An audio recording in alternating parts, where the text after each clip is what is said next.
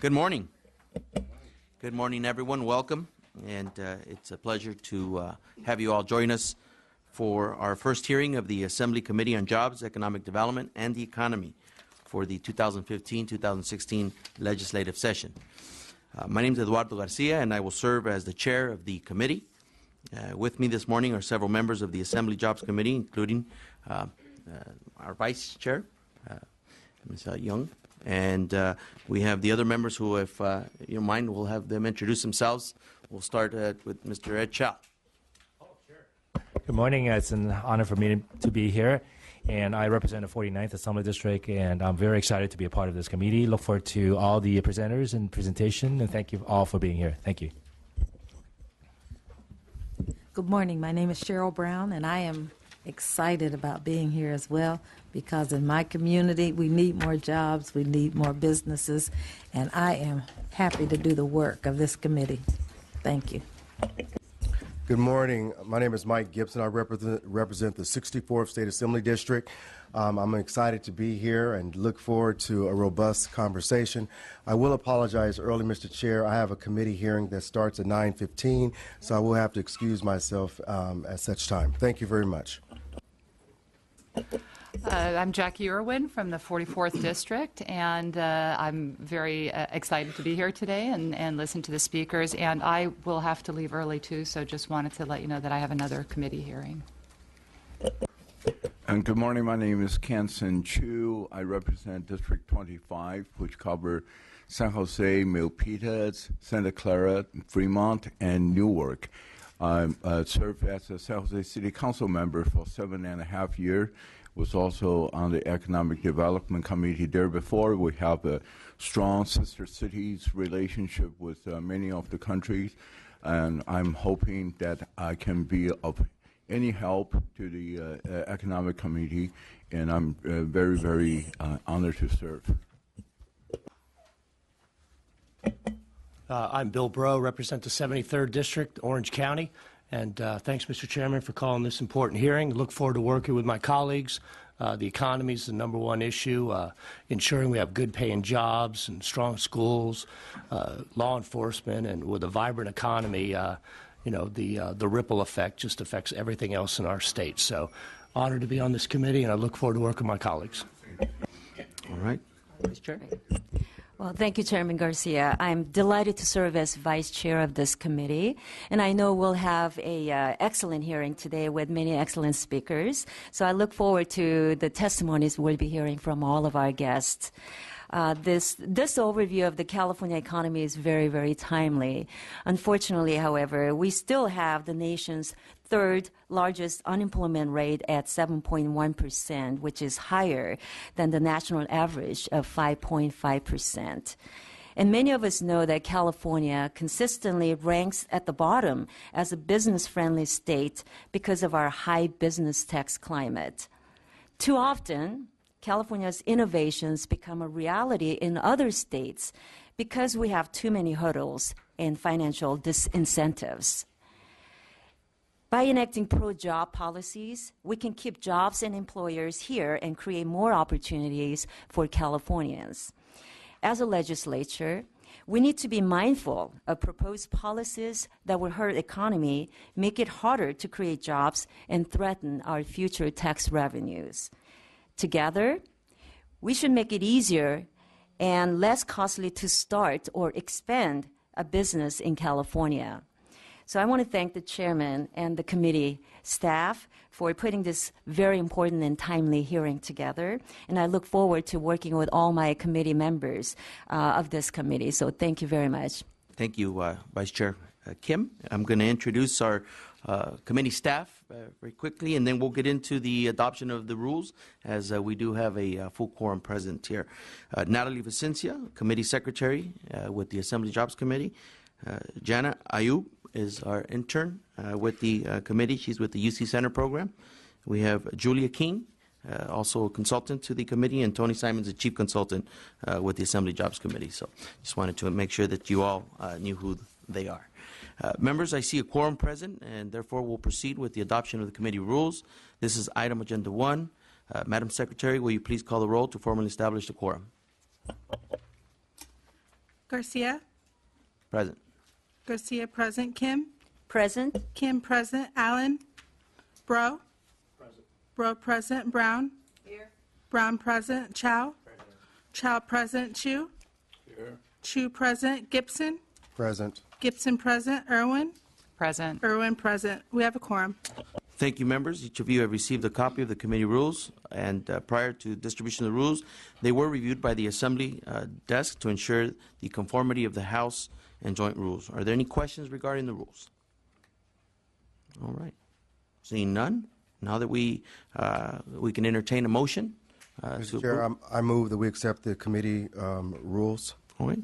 Is there a second? All right. Now that we have a motion and a second, let me ask Madam Secretary to please call the roll on the motion to adopt the committee rules. Item number 1, adoption of committee rules. Garcia. Yes. Garcia, aye. Kim. Aye. Kim, aye. Allen. Bro. Bro, aye. Brown. Aye. Brown, aye. Chow.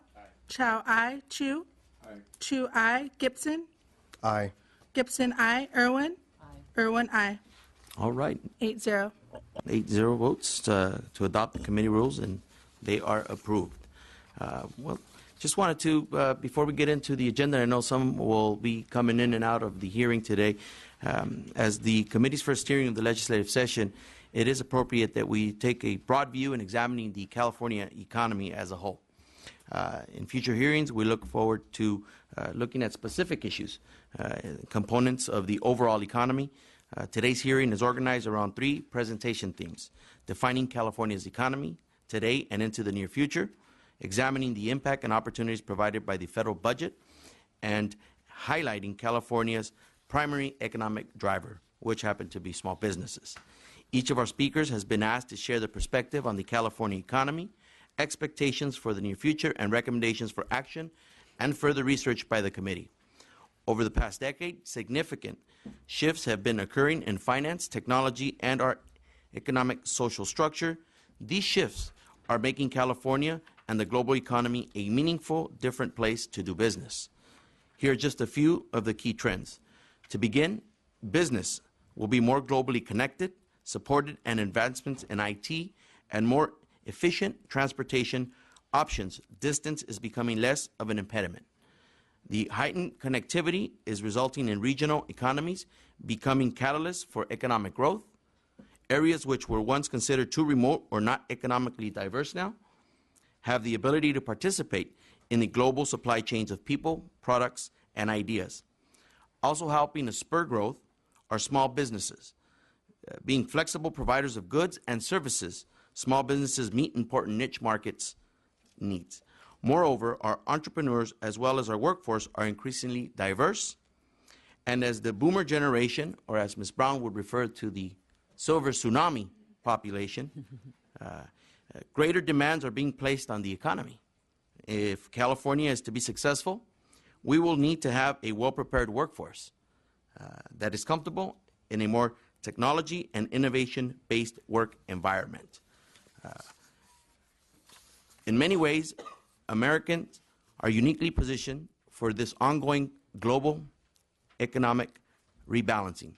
Perhaps our greatest strength, the genius of America, if you will, is our ability to release the pent-up creativity, energy that fuels entrepreneurship.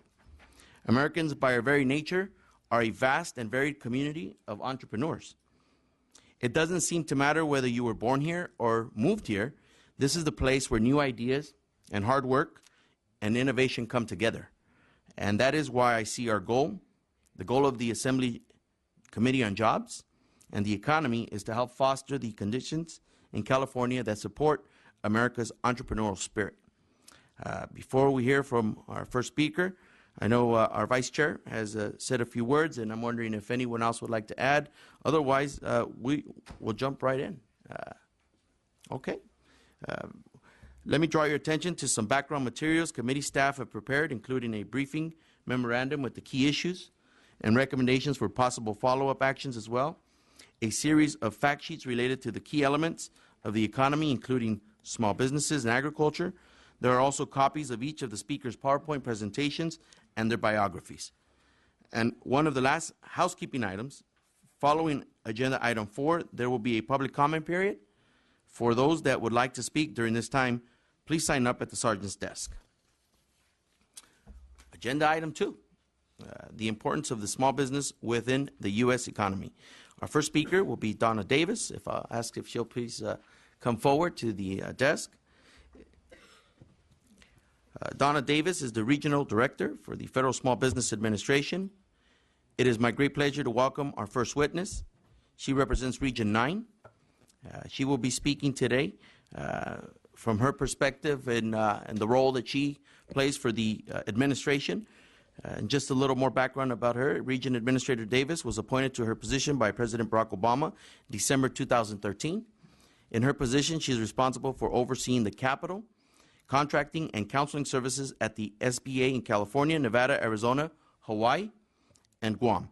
Prior to her appointment, Administrator Davis was CEO of the Arizona Small Business Association and also has been a successful serial entrepreneur, having founded and led a global event management company, an international speakers bureau, and real estate investment firm. I have asked Ms. Davis to talk with the committee about the importance of small businesses to the economy and how her programs are available to support California businesses. Ms. Davis, if you would like to begin.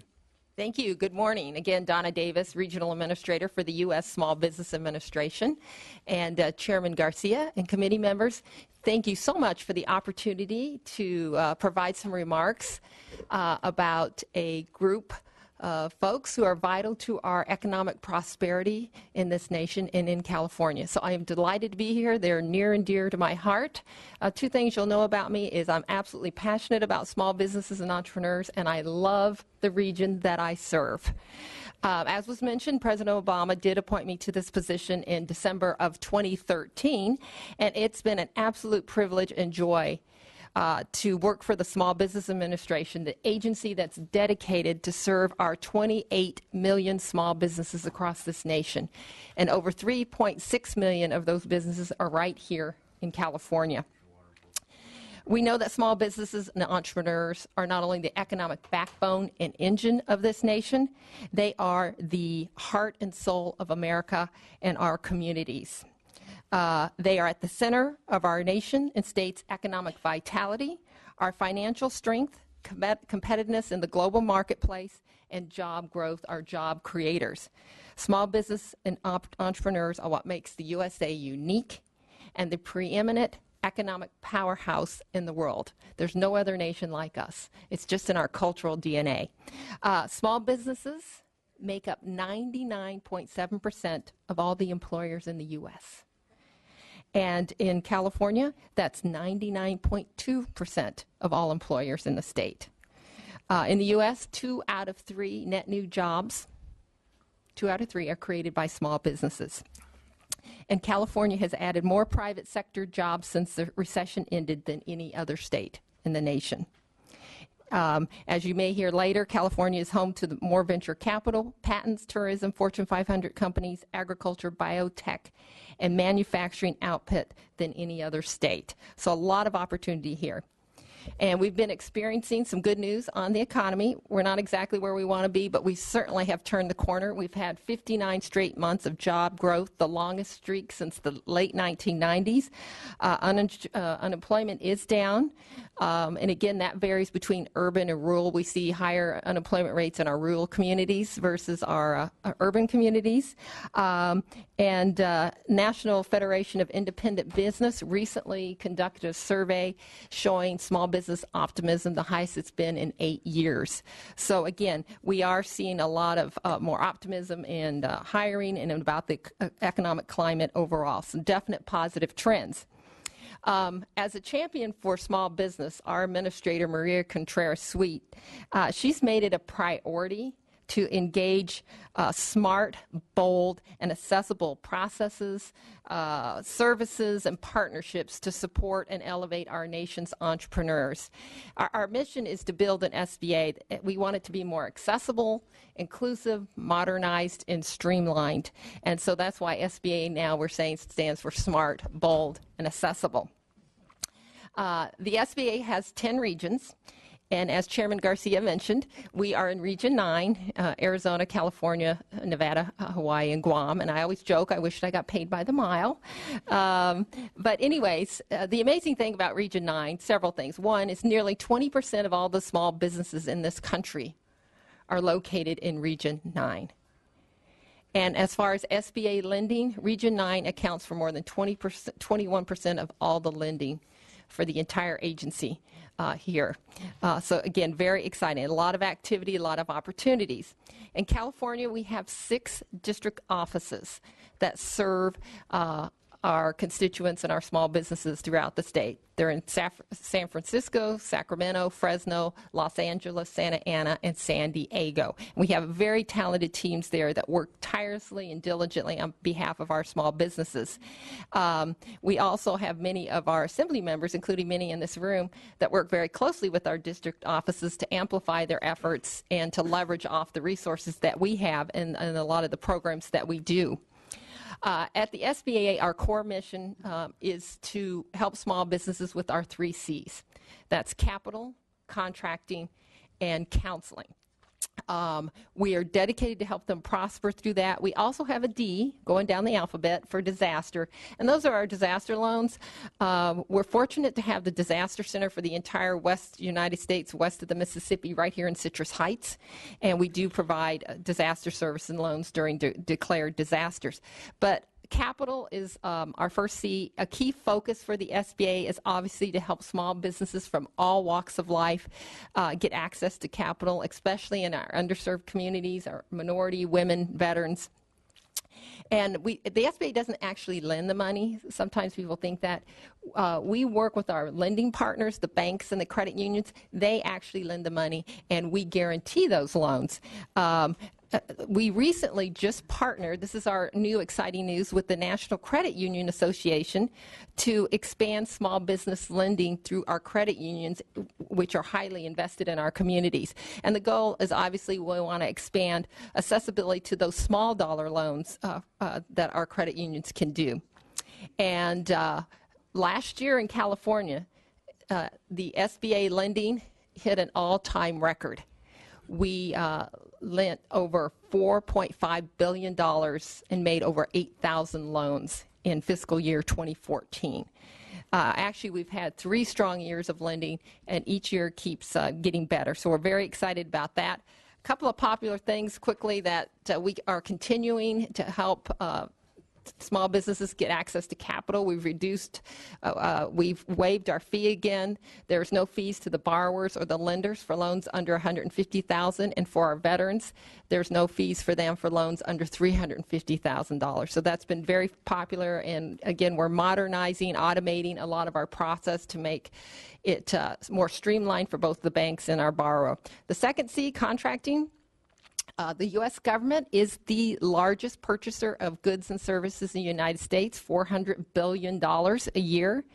And we are thrilled to announce that last year the federal government reached its small business federal contracting goal for the first time in 8 years, exceeding 23% in federal contracts going to small business. So as an agency, we work incredibly hard to ensure that small businesses can expand opportunities for themselves and to successfully compete for federal contracts. And again, we have specific programs for veterans, service-disabled veterans, women, and disadvantaged businesses there. So again, we just want to make sure our small businesses are getting their fair share.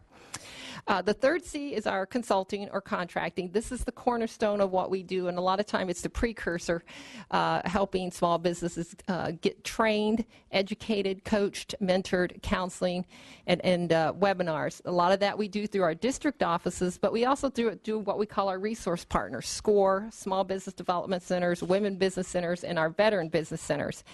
And we offer classes for anything: how to start a business, how to do your taxes, business planning, social media, how to get certified, Affordable Care Act, you name it, we do all that. We do programs for our Encore entrepreneurs. Those are our older entrepreneurs with that silver tsunami.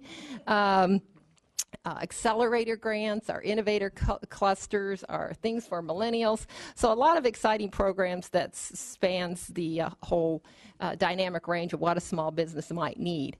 Now, I can speak from personal experience because I've been a serial entrepreneur myself for over 2 decades. So I know firsthand what keeps us up at night. I know the uncertainties, the ups and downs. So I'm going to share with you my business mantra that I think it applies in all walks of our life, and that is, blessed are the flexible, for they shall not be bent out of shape. So in working with our business partners, we're very flexible, working with each other. Our SCORE mentors, California has several of the top chapters in the entire nation right here in California. We have women business centers, and keep in mind, we have a funding relationship with these organizations. We have 12 in California. Another important data for California, California is the only state in the nation that has over 1 million women business owners. We have 1.2 women business owners here. And we do programs like Challenge Her and Innovate Her for our small businesses. Our Veterans Business Outreach Center, we have one here in Sacramento, and we're looking forward to expanding that throughout our region. And one of our most popular programs is our Boots to Business program, where we take transitioning veterans and help them to see if being an entrepreneur in small business is for them. It's a 2-day training, and it's been extraordinarily successful, significant impact on there. And then the Small Business Development Center Network, they really do a lot of the heavy lifting. We could not, as the SBA, do what we do without the help of these resource partners like the Small Business Development Centers. We have 6 lead centers here in the state, and we have 40 service centers throughout that serves our small businesses. And again, focuses very much on the training, the counseling. For their calendar year last year, our SBDCs in this particular state counseled had over 75,000 hours in counseling hours, over $500 million in capital infusion, and over 23,000 clients counseled and over 35,000 clients trained. And that's very important because obviously we're a nation and a state of small business, and I always say your constituents are our constituents. So anything that we can do to help support you in that. And again, with our SBDCs, they've been very vital. And just to clarify too, all these programs, the SBA is the grantor, and these organizations like the SBDC and the WBCs are our grantees. So we do fund those. They wouldn't exist without our funding, and we do 50% funding, and they have to do the match. Now, moving on to the economy, obviously the administration, the president outlined his middle-class economics and a budget proposal which focuses on high-paying wages, job training, and an important component of that, and you'll hear more about, is his trade agenda. And we have extraordinary, I'm just going to mention this briefly, about exports. U.S. exports have contributed 1/3 of our total economic growth over the last 4 years, and we are at the highest level in history, at $2.3 trillion.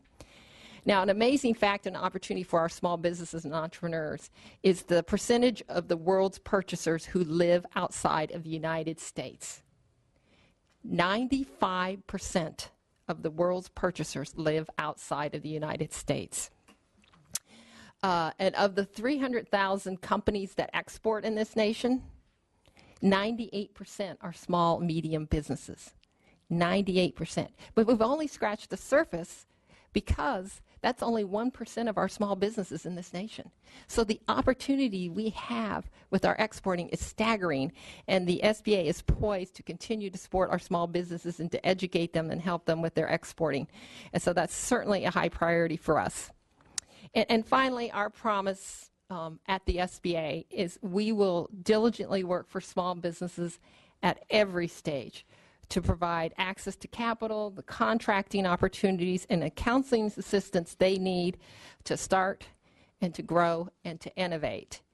And I want to thank each of you for actively supporting small businesses and for working collaboratively for us in the future. We look forward to working together, again, to create a future of robust prosperity for all. Because at the end of the day, the one thing that we do know is when small business wins, California wins, and America wins. So thank you again for your time, and I would be delighted to entertain any questions. Thank you, Ms. Davis. I will open it up for a few minutes for the committee members to ask any questions of anything that you've mentioned. What I've heard loud and clear is that we ought to be focusing on trade, as it relates to what we are currently doing here in California. But members? Sure. Thank you so much for your information. Thank you for your, it seems your excitement about that, about the information that you gave us. And whenever I first of all, I'm a small business owner. I've been a small business owner before I came here for about 40 years. So I understand what we go through. Now, you were saying that the SBA gives or provides for capital, contracting, and counseling. And I'm in an area of the state, San Bernardino, California, that's the Inland Empire. You're saying things that I don't know anything about. We don't seem to get that kind of support. Our SBDs have been put out of business. I mean, what is going on? Now, we do have a women's center, but the women's center said they had to find some place for free rent because they didn't have enough money in their budget. So I want to know what's going on for that region, because we're not seeing the kind of robust success that you're talking about.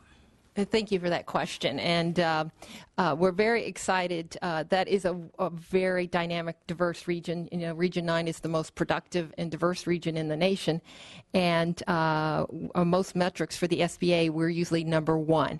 And for your question exactly, I would certainly direct you to our fabulous district director and his team, Alberto Quijada. And Rachel Baranek, and we work very closely from congressionals all the way down to municipal elected leaders and business leaders and trade. So I would recommend to get together with you and have a very customized, tailored conversation with all the resources that we have, the relationships and collaborations and partnerships we have with folks in the Inland Empire. There's quite a bit going on. The SCORE chapter there is probably one of the top in the nation, in the entire nation. So there's a lot of resources that we can leverage and help the folks that you serve. I agree that SCORE is probably the brightest star. But what we have is that owners will go to the bank, try to get the loan cleared and so forth, so that they can go back to SBA and say, well, you know, SBA, but the process is so cumbersome that many times small business owners don't have the time to do that. Additionally, if they get through the maze, then we just don't have access to capital in that region. And that's something that I'm going to be working on and what Robert Resch said is because we probably don't have enough smaller community banks. I asked him about this question as well.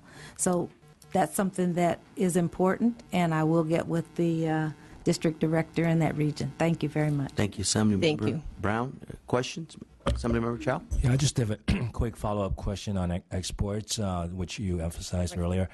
I was wondering whether there are products that are prohibited from being exported outside of the United States, and if so, what are these products, either at a state level or a federal level?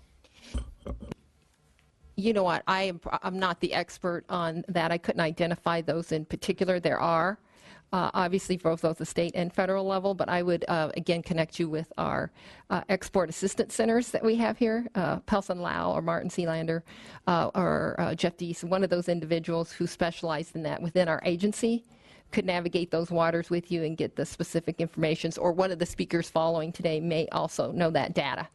But we certainly provide on that. And as far as the lending, you're right. That's why our training and counseling is so important. That's why I call it lender fatigue. If we can get to these folks before they go to the banks, and that's why we've partnered with credit unions also and work very hard with our banks, is that if we can get with them and train them and do our business loan readiness, their success rate is much higher. So that's why the training so often comes at the front end if we can work with those individuals. Thank you.